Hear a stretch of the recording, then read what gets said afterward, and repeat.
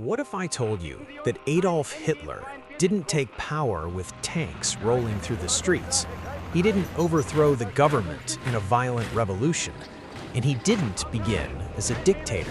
In fact, Hitler rose to power through elections, through laws, through democratic institutions that were designed to protect freedom. So how did one of the most brutal dictators in human history legally take control of an entire country? Did Germans actually vote for Hitler? Why did millions support him? And more importantly, could something like this ever happen again? To understand Adolf Hitler, you first need to understand Germany before Hitler. Because dictators don't rise in a vacuum, they rise during moments of crisis. After World War I, Germany was defeated, broken, and humiliated. And in 1919, the Treaty of Versailles made sure Germans would never forget it. The treaty blamed Germany entirely for the war and demanded massive reparations. By 1921, Germany owed 269 billion gold marks, an amount so large it was practically impossible to repay. Before the war, $1 was worth about 4 German marks. But by November of 1923, one single dollar was worth 1 trillion marks. Bread cost millions. People carried wheelbarrows full of cash just to buy food. Some families burned money to stay warm because it was cheaper than firewood. Savings vanished overnight. The middle class collapsed, and trust in the government disappeared. Germany became a democracy after the war, known as the Weimar Republic. On paper, it was modern and progressive. In reality, it was weak and unstable. The country was flooded with extreme political movements, communists on the left, ultranationalists on the right, and in the middle, a democratic government that seemed incapable of stopping the chaos. People were no longer asking for freedom, they were asking for order. And when fear takes over, radical ideas start to sound reasonable. This is where Adolf Hitler enters the story. Contrary to popular belief, Hitler did not create the Nazi Party. It began as a small political group called the German Workers' Party, with fewer than 60 members.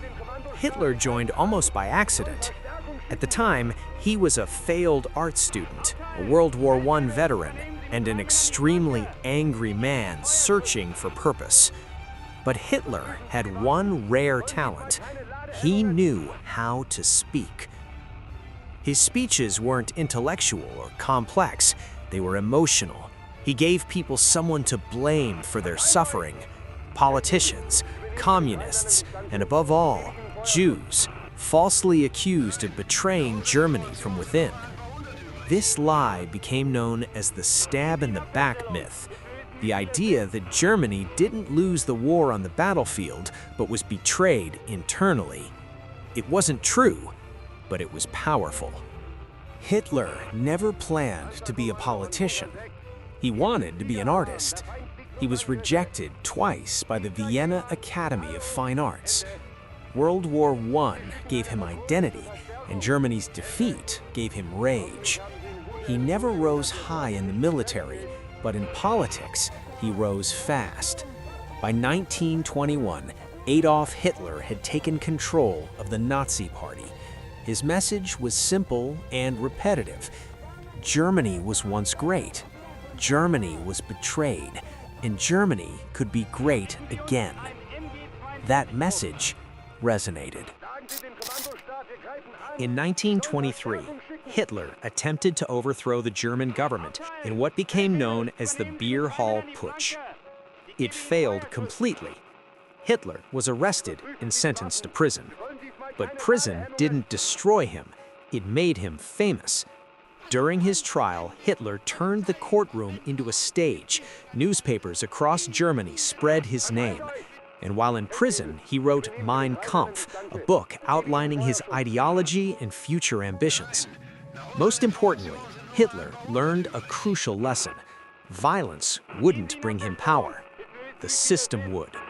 Just as Germany began to recover, the world economy collapsed. In 1929, the Great Depression hit. Germany was devastated. Unemployment exploded to more than 6 million people. Businesses collapsed. The democratic government looked helpless. And suddenly, Hitler no longer sounded dangerous. He sounded decisive. By 1932, the Nazi Party became the largest party in the German parliament. But here's the key detail. Hitler never won a majority of votes. So how did he become chancellor? Germany's political elites believed they could control him. They saw Hitler as loud, useful, and temporary, someone they could manipulate. In January of 1933, President Paul von Hindenburg legally appointed Adolf Hitler as Chancellor of Germany. They thought they were using him. They were wrong. Just weeks later, the Reichstag building burned down. Hitler blamed the communists. Using fear, he pushed through emergency laws that suspended civil liberties. Freedom of speech vanished. Political opponents were arrested. Then came the Enabling Act. This law allowed Hitler to pass legislation without parliament.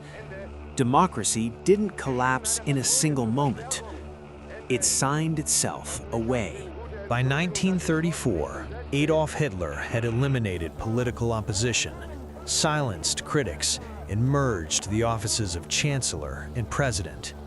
He was now Führer. Hitler didn't rise because Germans were evil. He rose because institutions were weak, people were desperate, and fear was louder than reason. Democracy didn't fail because people rejected it. It failed because they trusted the wrong man to save it. And that's why Hitler's rise isn't just history, it's a warning.